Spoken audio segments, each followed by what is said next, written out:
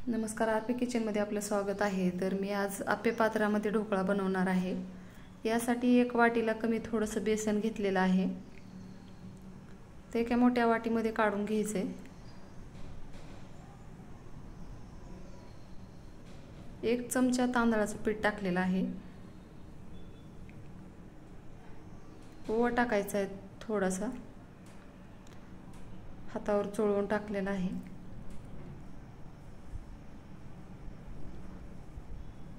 तर याच पिठामध्ये साखर टाकायची, अर्धा चमचा हळद टाकलेली आहे चिमूटभर।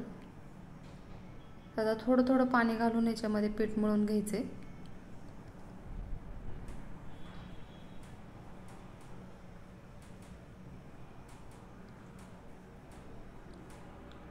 इथं मला थोडंसं पीठ कमी वाटलेलं आहे म्हणून मी 2 चमचे पीठ टाकलेलं आहे। तर आता ही एक वाटी भरून पीठ असं झालेलं आहे। तर आता सर्व पीठ एक थोडं थोडं पाणी घालून मिक्स करून पीठ मळून घ्यायचे।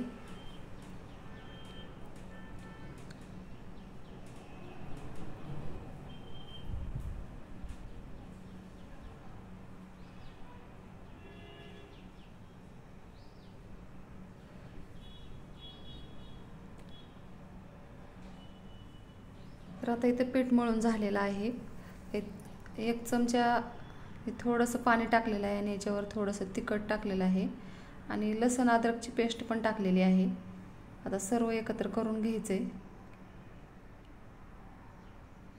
लसूण अद्रकच्या पेस्टमुळे एकदम छान अशी चव येते। तर इथे मी लिंबू सत्व टाकलेलं आहे थोडंसं पाणी टाकून।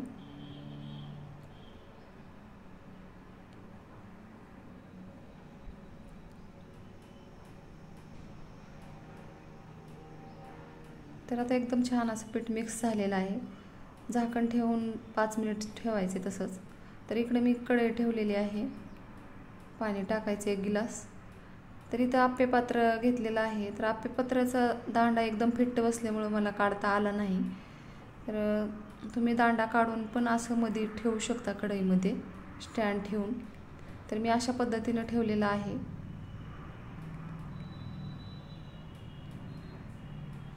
तर इकडे मी आता पीठ एकदम छान भिजलेलं आहे। तर याच्यामध्ये आता तेल आणि खाण्याचा सोडा टाकायचा आहे। इथे 1 चमचा तेल टाकलेला आहे आणि खाण्याचा सोडा टाकलेला आहे 2 चिमूटभर। तर अशा पद्धतीने चमच्याने मिक्स करून घ्यायचे। गाठी बनण्याची शक्यता असते खाण्याच्या सोड्याची किंवा एकाच कडेला जाऊन बसतो, यासाठी मी थोडंसं असं रगडून पीठ मिक्स करून घेतलेलं आहे, बघू शकता। इथं आप्पे पात्र्याला तेल लावलेलं आहे आधीच। तर याच्यामध्ये आता हे बेसन पीठ टाकून घ्यायचे। मी दांडा पगळू नये म्हणून इथं पेपर टाकलेला आहे दांड्याच्या खाली आणि असं झाकण ठेवायचे। तर बघू शकता एकदम छान असं तयार झालेलं आहे 20 मिनिटात।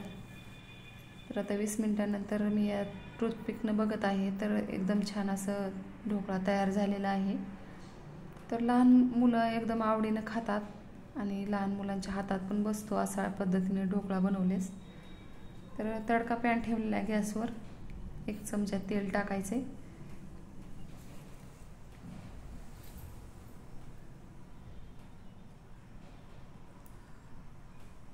तेल गरम झालेलं आहे। आता याच्यामध्ये जिरे आणि मोहरी टाकून घ्यायची।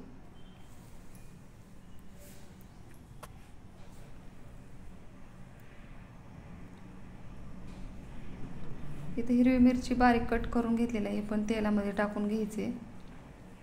कढीपत्ता टाकलेला आहे। तर इथं पाणी टाकायचे थोडंसं, तर 4 चमचे पाणी टाकलेलं आहे। अर्धा लिंबूचा रस टाकायचा ह्याच्यामध्ये।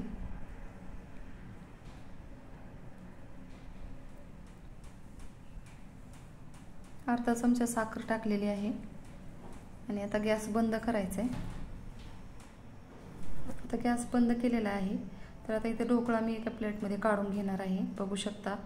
एकदम छान असा ढोकळा तयार झालेला आहे।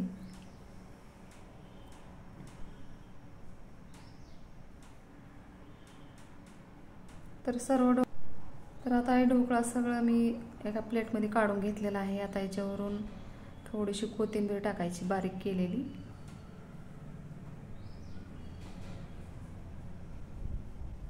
तर आता ही फोडणी तयार केलेली या ढोकळेवर टाकून घ्यायची. बघू शकता एकदम छान असा ढोकळा तयार झालेला आहे. माझ्या चॅनलला सबस्क्राईब करा, लाईक करा, शेअर करा. व्हिडिओ बघितल्याबद्दल धन्यवाद.